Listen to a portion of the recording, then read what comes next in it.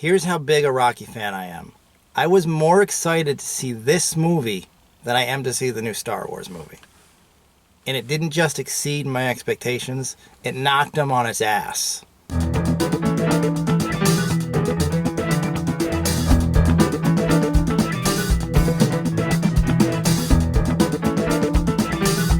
You're watching So Awkward. This is Freddy Krueger saying hi. Hey, welcome to So Awkward. It's me, Don, and I just saw Creed, which is now the 7th Rocky movie, which is amazing. When I was a kid seeing these Rocky movies, I didn't think that I'd ever be an adult going to the theater to see a new Rocky movie. I was blown away when Rocky Balboa came out a couple years ago. I thought that would be the last Rocky movie. Although this isn't really a traditional sequel, it's kind of a spin-off story because it's not about Rocky, although he's in it. It's about Creed, the illegitimate bastard son of Apollo Creed, Adonis Creed. It's basically a remake of Rocky. It's the exact same movie, but like all Rocky movies, it's great. It's a crowd pleaser. I loved every minute of it. I just thought it was one of the best movies I've seen in a long time, maybe in years. It was legitimately great. The first Rocky movie is my all-time favorite movie. I like it as a film. I think it's a perfect movie. I think it's a great movie. But it's also a sentimental, nostalgic pick for me because I saw it as a kid. And my brother and I used to watch every Rocky movie. We loved them. We used to see every Rocky movie in the theater. This movie, Creed, the 7th Rocky movie, which I can't get over, probably the best film in the series since the original Rocky. In terms of acting, writing, directing, the craft of filmmaking in general. Is it as fun as Rocky 4 or Rocky 3? Maybe not, but maybe it is. It's a pretty fun movie. It felt like Rocky is a small, independent movie, like a low-budget art house film almost, certainly by today's standards. And this movie felt like that. A lot of really good location shooting in Philadelphia. You have to have a Rocky movie take place in Philadelphia. It wouldn't be the same if you did it in any other city. Philadelphia is as big a character as any of the other characters who are humans.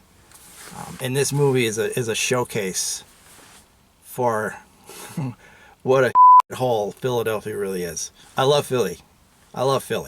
But it's the kind of city that produces Rockies. You know, down on their luck bums who dream of something better. The film is about the son of Apollo Creed, Adonis Creed, played by, I want to call him Johnny B. Good, but that's not his name, Michael B. Jordan, who was Little Wallace in The Wire. Little Wallace, who I've never seen in anything else, I don't think, isn't little anymore. He's ripped. He's like 8 feet tall, and he's cut. He's a legit boxer. He's really good. He's a really good actor. He had a tremendous screen presence. Completely believable as a boxer. One of the most believable on-screen boxers, probably since De Niro in Raging Bull.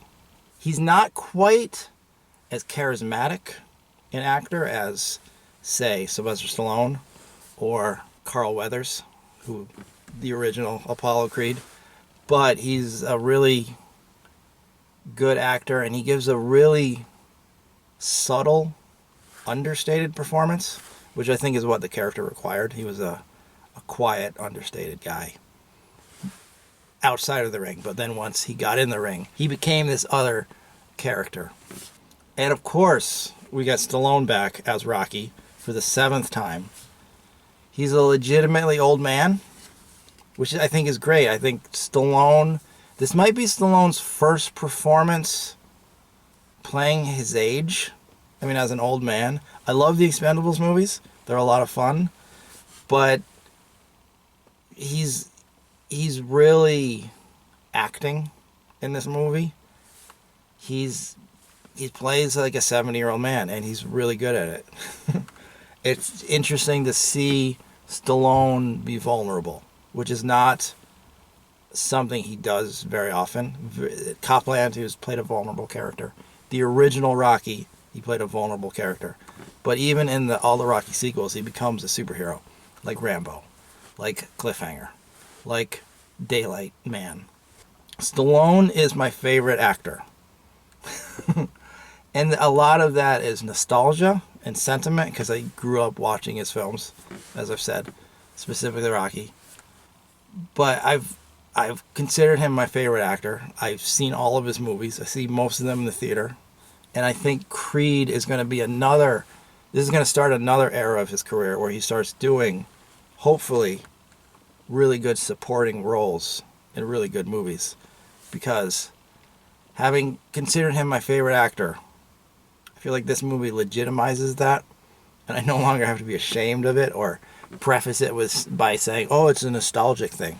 Because his performance in this movie is amazing. He's fantastic. If you've seen the original Rocky, if you've seen Copland, you know he's a good actor who, I will say, squandered a lot of his potential. He probably got too famous too quickly, and he stopped caring, probably. I think even he would admit this. And he started making crap for the money. But in that first Rocky, he's like a young Marlon Brando. He's like a young De Niro. And it's nice to see him back, because it's really a phenomenal performance. And he was given a lot to do. Like, whoever wrote the screenplay, I'm not sure who it was. It was really well written. It was a really solid film. He was given a lot of great lines and really good monologues. The first Rocky movie is an authentic, small film about characters. And then from there, they just get stupid. They just get more and more dumb and cartoonish and over the top. But they're great. I love them. And this is another movie where they become characters again. Burt Young and Tony Burton, who played Paulie and Duke in every other Rocky movie. They've been in all the 6 other movies. They are not in this one. Paulie, I don't think this is a spoiler. The character is dead. Which I love Burt Young. I love Paulie. So I was disappointed that he wasn't in this movie. But I understand why they killed him off. Because his character is so over that he's the comic interest character. And it wouldn't really have fit the tone that this movie had. Like, he wouldn't have fit at all. Because this story is about Rocky training this young guy. And if Paulie had been there, then Creed, the young guy, would have been like, who's this jerk? Like, why is this fat, obnoxious drunk always hanging out with us? Like, when you have Paulie, he's fun, but there's all these questions. Why did Paulie go to Russia? Why does Paulie have a robot? But Stu Nahan is in it, the boxing announcer, who I believe has also been in every Rocky movie. So now, the people who have been in all 7 Rocky movies are Sylvester Stallone and Stu Nahan. I wish I could remember the director's name. It was something like Cooglin, but it was phenomenal. This is the first Rocky movie that hasn't been directed by either Sylvester Stallone or John Avildsen. But this may have been the best directed Rocky film. It's just tight and taut. The guy is good at working with actors. It wasn't showy, like with the camera work, but the camera work was great. The cinematography was amazing. The boxing scenes. This movie had the best boxing I've ever seen. There were 3 main fights, and they were all filmed completely differently. Like, the first fight in Tijuana was filmed from like the audience's perspective, which is really neat and really effective. Like, you're there in this smoky room, like kind of just watching as the camera just goes slowly through the crowd. And then the second fight, which was his first real fight, the camera work was really tight. Like, the camera was inside the ring, and it just got really close up and moved around and in between the boxers. And it was all done. It was 2 rounds, all done in one consecutive shot. Really amazing, really well choreographed. And then the third fight at the end was kind of a more traditional, like HBO style boxing match. Except for one sequence towards the end of the match where the lights went down and you just saw the two fighters, and it kind of showed, probably from their perspective, where they tune out the crowd and they just see each other. And it was really cool and really effective and really well done. And there are a lot of little moments in there for longtime Rocky fans, like little inside jokes or references. Rocky's got like a turtle, for example, and I don't know if it's Cuff or Link or a different turtle, but they're in there. They do talk about Paulie. They talk about his son. They talk about Adrian. Adrian, the restaurant, is back. The Rocky theme is in there, but it's used sparingly, and it's saved for like the perfect moment. You'll hear it when it comes, and it's a real crowd-pleasing moment, and it's great, and you want to get up and cheer. I'll admit that when I first heard about this movie, I wasn't that excited, and I thought it sounded like a cheap cash-in. It sounded dumb. But then I saw the trailer, and I thought, hey, that doesn't look too bad. And then I saw the movie, and it's brilliant. I mean, it's just a legitimately great movie. And I say that as a Rocky fan and as a film fan. If I have any real criticism, it's that I don't think the chronology necessarily works. According to this film, Apollo had an affair, impregnated this woman, so the new Creed, Adonis Creed, was born after he died, which he died during the events of Rocky IV, which came out in 1985. So Adonis would be 30. And he's not 30. He's like early 20s. But if you can get past that, maybe the timeline is condensed. I don't know. Maybe Rocky IV maybe Rocky IV was a science fiction film. There were robots.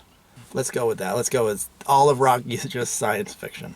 But yeah, Creed. I say check it out for sure if you're a Rocky fan, because this is the best Rocky movie since the original. I'm going to say it. It's official. Check it out if you're a boxing fan, because the boxing in this is legit.